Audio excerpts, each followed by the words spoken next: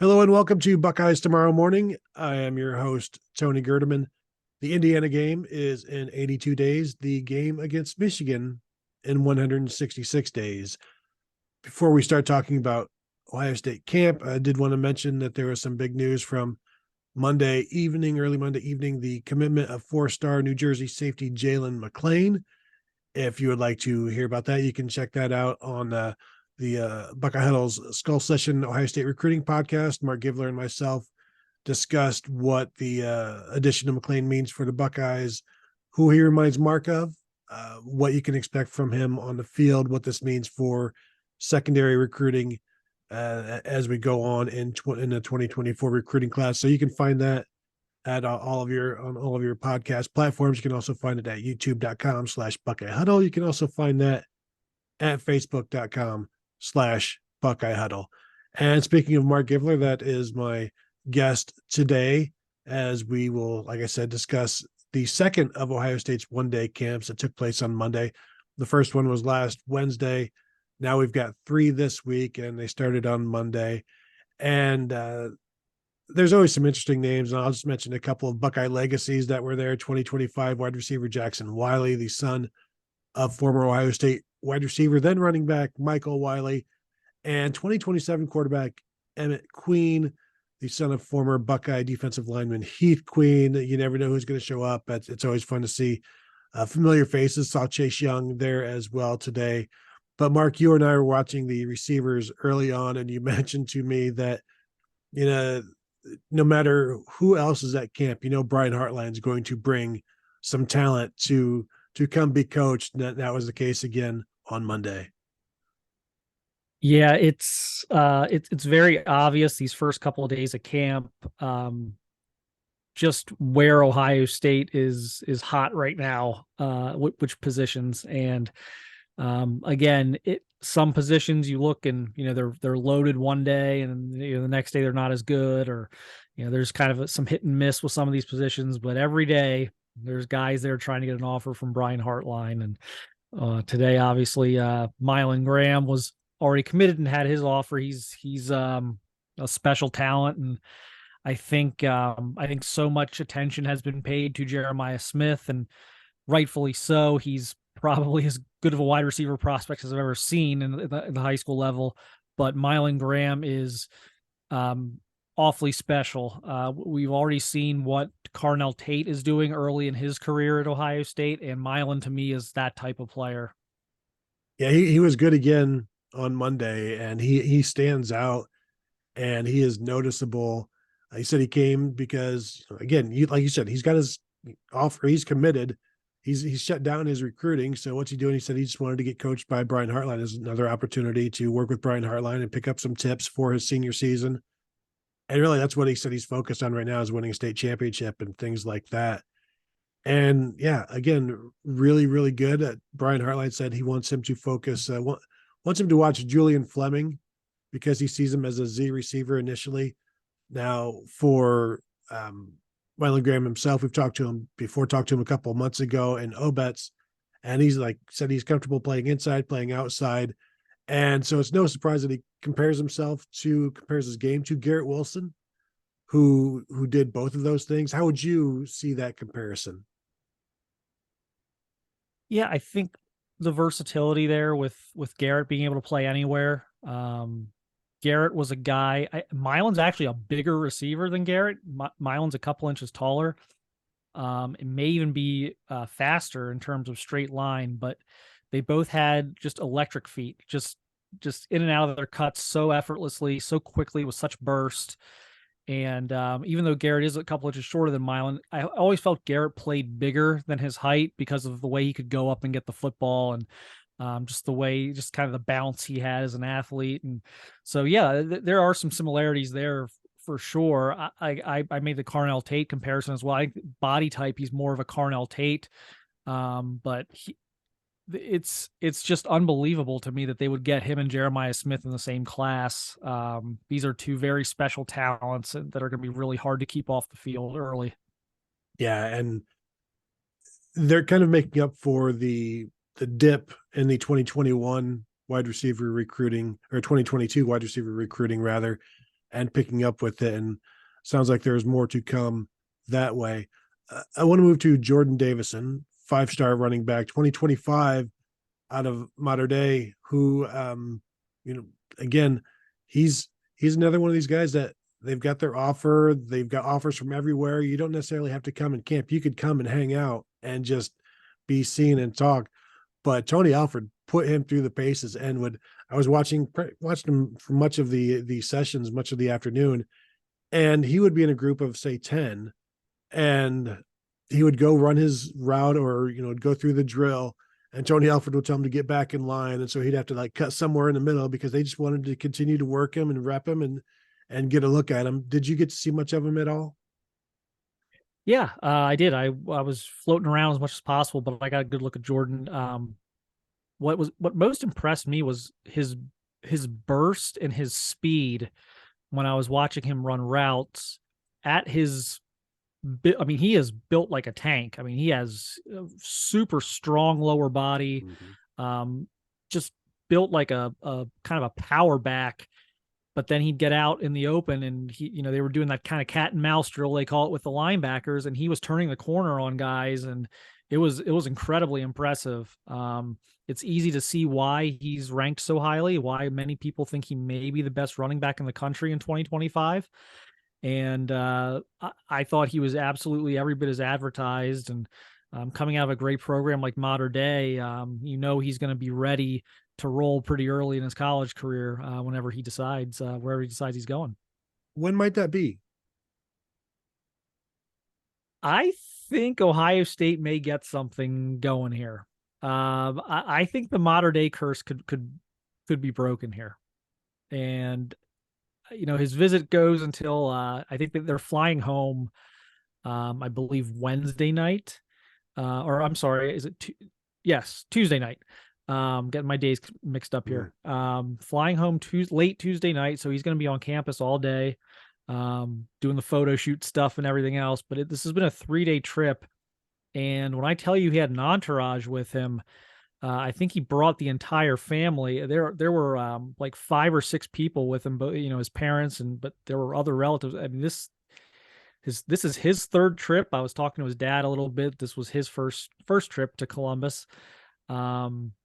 I think the stars are aligning here to break this Mater Dei curse, and it may happen sooner than you might expect a 5-star national recruit to decide. I think the chart is when you pay for your own trip, like the more people that you bring with you, the odds go up and up and up that you're going to end up at that school. And if you're bringing an entire household and then some, that says a lot. A shorter trip for Carter Lowe, 2025 offensive lineman out of Toledo, Whitmer, who already has his offer. You got to look at him. Is this going to be an Ohio State Michigan battle? Is that where things are shaking with him? Yeah, those two are at the top. I mean, he even admitted it. Those are the 2 schools standing out the most to him right now. He's going on an SEC trip here coming up, like Alabama, Georgia. He's going to go south. I suspect he will leave that trip a national recruit. My 2025 Ohio rankings, I need to get those out here probably in the next few days. I haven't finalized it, but as I sit here and kind of slot these guys at the top, he's very much in the discussion for me for number 1 in Ohio in 25. I think he's a really good talent at a premium position. Is Beau Jackson also in that discussion? Yes, he is. And if Beau Jackson was that good at offensive tackle or defensive end or quarterback as he was at running back, it might be a no-brainer. So he's got the running back thing kind of weighing him down a little bit. But yes, Beau is up there as well. Super talent. I think we're going to see him here pretty soon too, coming up. And that will be a full episode, or maybe even more, of the Skull Session Recruiting Podcast once that drops. One of the fun things about camp is the camp offers that come from the performances. 2 2026 offensive linemen were offered, Micah Smith and Tyler Merrill. You got to see them. What did you think? Well, it's always good when you don't know who they are, because you don't have any expectations. You don't have any preconceived notions, any biases that can weigh in. You're just watching. And so that happened here with me today. I knew who Carter Lowe was, and Marc Nave, those guys. And so it was very easy to find those guys and watch them. But these two guys both jumped out at me, and it took me most of camp to find out what their names were, where they were from, what year they were. But I thought Micah was absolutely tremendous. I thought a great tackle body. I thought he was right up there with Carter Lowe in drills, and just the way he was able to move, and just his feet and technique, and just he's already, again, I was kind of stunned he was a 2026. I thought, okay, probably not a 2024, just because they kind of have their targets there at this point. But I thought for sure maybe just an elite 25 guy, and it turns out he's a 26 guy. So he's going to be, he's going to have all the offers by the end of it. Tyler Merrill was interesting too, and I was watching him, and he's interesting as well. I think he's more of like a tackle guard. He reminds me a little bit. This is kind of what Ian Moore looked like a year ago when we were first getting a look at Ian Moore. It's just he's got a good build. He's strong. He's a very powerful kid, and good feet. But just I think the power and just his upper body strength was what stood out to me. And he's out of Cumberland Valley in central Pennsylvania. It's actually not far from where I grew up. So it's been a really good program over the years. Plays some of the best competition in the state of Pennsylvania. It's big school football. So that's another one to get early on. And again, when you're talking with a Pennsylvania kid like Merrill, that's Cumberland Valley. When we're talking maybe 5.5 hours from Columbus. So you're in that driving radius of, guys you think you can probably get. Whereas, Mike is a Florida kid. So we'll see, how that goes, fighting all the Florida schools and the SEC schools. But I thought the offensive line group today was the best group. I really did. I thought from top to bottom had the most really outstanding players. Yeah, and those are two 2026 guys. So, Marc, who do you think is going to be the first 2026 commitment for the Buckeyes? Oh my goodness! Should I rile it? Should I say it? Chris Henry Jr. There you go. A guy that we saw last week, part of that wide receiver group. As we mentioned, there's always somebody there for Brian Hartline. I want to move to linebacker TJ Alford out of John Carroll High School in Florida. I saw him. You saw him during camp. I saw him after camp, walking off with James Laurinaitis off into the Woody to have some more discussion. But he's a guy that he's just, from looking at him, he looks like the modern linebacker. Yeah, I mean, he can really run. I love the way he's built. He's like 6'2", maybe 6'3", but he's kind of long and lanky, and like you look at him, you're like, yeah, he's going to add 20 pounds. He's not one of those guys who's kind of maxed out physically. But I loved the way he was able to run today. A lot of cat and mouse matchups with Jordan Davison, which a couple of those he did really well against Jordan Davison. That was great watching those two guys kind of compete in one-on-ones. But I love the length and the ability to run. When you talk about those two things, and the modern linebacker's job is, I think we think of 20 years back, you wanted your linebackers, make 120 tackles and you're stuffing the run, and now you're dropping into coverage and you're using your wingspan to shrink passing windows and passing lanes. And boy, does that look like something that he can do. Yeah, that was one of the things that caught me by surprise with Gabe Powers this spring, just his length and his ability to defend the pass. And it's crazy that that's where we are in football now with the linebackers. Like, how well do you cover, and how well can you, let's see your catch radius or your deflection radius as a measurement for linebackers now. One other guy that wasn't camping, just visited, one of the top safeties in the nation, 4-star Zaquan Patterson. What can you tell us there? Well, I think this is really good news because this was an unofficial visit. I did trade some texts with him. I'll get more from him once he's all, wrapped up with his visit and is off campus. But he told me it's an unofficial visit. So I think a lot of people felt, and I talked to him a month ago, we went down to his high school and we were talking to him, and we felt maybe his next stop in Columbus would be an official. So this is his second unofficial visit. He was back. He was up in the spring. So far, so good. And now the question kind of becomes, okay, are they going to bring him right back up for an official? Because there was some talk about that. Or do they wait this out and kind of bring him up later, maybe on like the JoJo Trader plan of like, can we close on this guy? Can we win this in June? I don't know. But, if we're still in there in October, boy, you got to like their chances. And so I think they're up there with him. Obviously, Jeremiah Smith is really recruiting him hard. I think they're in the top 2 or 3.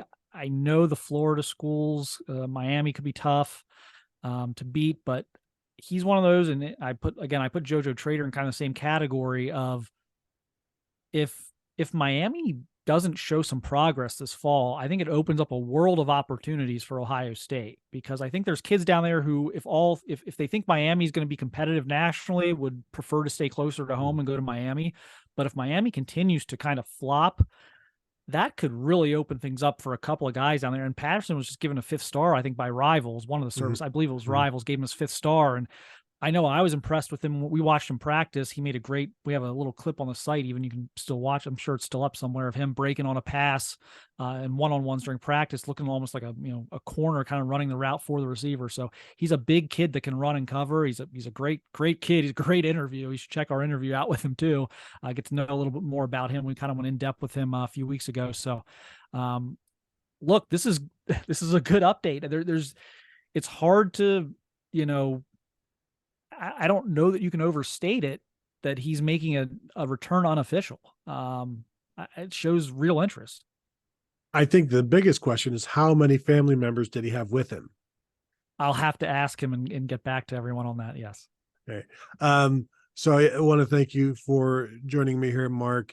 Again, a bunch of stuff this week. Obviously, the commitment that we discussed, Jalen McLean, that you can find at all of our fine vessels. And we'll be back at camp on Wednesday and Thursday. So there'll be some more coming there as well. As always, you can find us at BuckeyeHuddle.com. Fantastic time to become a member. We are on the message board right now, chatting away, providing updates, taking questions, all kinds of stuff like that. Marc with his weekly chat as well. You can find us at youtube.com/BuckeyeHuddle and also Facebook.com/BuckeyeHuddle for all of our content and different things here and there. So thank you all for joining us, and we will talk to you guys tomorrow.